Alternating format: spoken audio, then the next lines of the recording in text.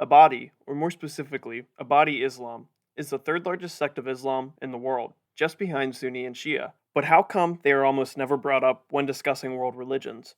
This might be due to the low amount of current participants in this religious sect, only numbering around 2.72 million. This sounds like a really large number until you compare it to the Sunni and Shia branches. Sunni has about 1.5 billion participants, while Shia has around 350 to 400 million followers worldwide. As you can see, Ibadi remains a small sect among its other much larger counterparts. Ibadi Islam today is mainly secluded to one country, a country very close in proximity to where Islam originated, Oman. The majority of Oman's 4.829 million citizens are followers of this branch of Islam, and it has been this way for more than 1,000 years. But how did this small sect of Islam manage to carve out a country that still remains to this day? More importantly, what are the origins of Ibadi Islam, and who created this sect? To answer all these questions, we have to go back to the mid 17th century. More specifically, our story starts in 656, and like most stories in history, this one starts off with a death. The death is a man named Uthman, who was the third caliph of the Rashidun Caliphate. People grew unhappy under the rule of Uthman due to his greedy and self-serving nature, so groups of rebels from modern-day Iraq and Egypt assassinated him in 656 at the age of 80. This would prompt for the election of a new caliph in the place of the now dead Uthman. Those who participated in the vote selected Ali. Ali was a cousin and adopted son of the Prophet Muhammad. But Ali's rule would be marked by a continuation of rebellions and instability that would culminate almost immediately after he became caliph. In 657, after only a year of reign, Ali would meet a group of rebels led by Muawiyah, the cousin of the previous caliph Uthman. Muawiyah was appointed as the governor of Syria by his cousin. When Muawiyah refused to step down from his governorship, Ali would face him at the Battle of Siffin in the early summer in 657. Here, the two sides would fight for 3 days, until the cavalry of Muawiyah's army tied the Quran to the ends of their lances. This intimidation tactic would work, and force Ali to go into peace talks with this upstart governor. With his army at the edge of mutiny, Ali conceded to the many demands of Muawiyah. And this is where the story of Ibadi Islam starts. When Caliph Ali decided to use words instead of force to deal with Muawiyah, a group of Caliph Ali's supporters saw the cowardice and lack of faith, so they too rebelled. They thought that battle would be the only way to settle a conflict, as it would give God a chance for judgment in battle. This rebel group would be called the Karajitis, which translates to those who secede. And secede they did, as the area of modern-day southern Iraq erupted into even more revolution. The epicenter of the Kharjiti revolution was centered around the city of Narawan, which Caliph Ali promptly marched to. In 658, he offered amnesty for those who would surrender, but none did. After a few days of peace offers and refusals, the angry Kharjitis had enough and sought to engage Caliph Ali on the battlefield. The Battle of Narawan would be decisive for Ali, who only lost around 7 to 13 whole men, while the entire 2,800 strong Kharjiti force was killed or captured. The 400 who were captured were released. Caliph Ali would be assassinated by a Kharjiti rebel who believed that he was simply exercising his right of deposing an unjust ruler.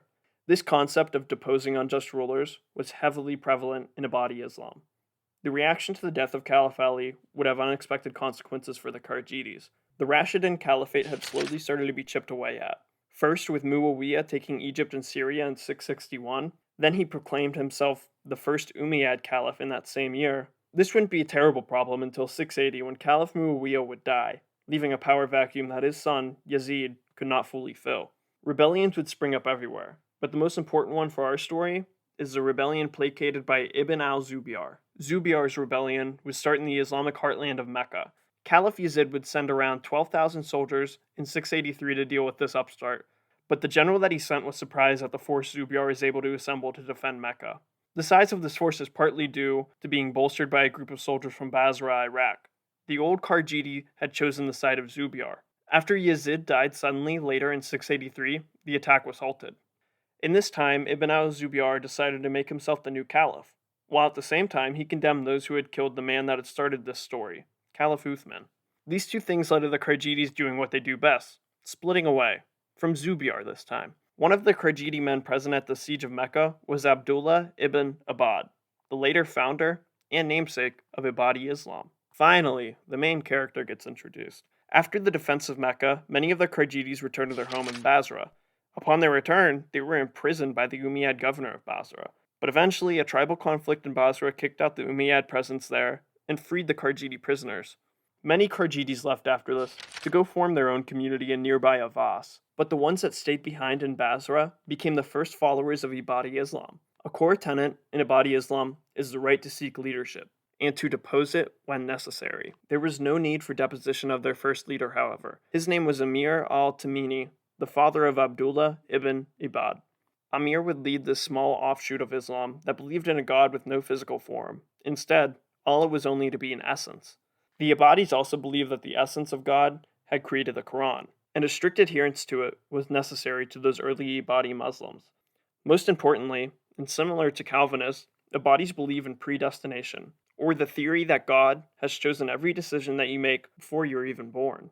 The early Ibadi community would adhere to this, under Ammar, until his death.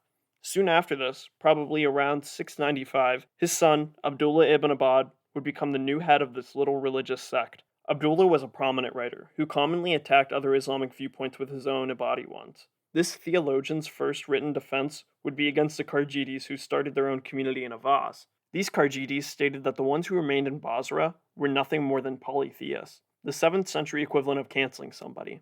Defending the Ibadis who were looked down upon for living with Sunni and Shia Muslims, Abdullah defended himself by stating that these other Muslims were just ignorant, and it was okay to live among the ignorant, as long as you are not. He also wrote to other minor sects of Islam, like the Sufis and the Bayasiyya Muslims. This letter, which remains similar to the earlier one, is the last account of Abdullah ibn Ibad's life.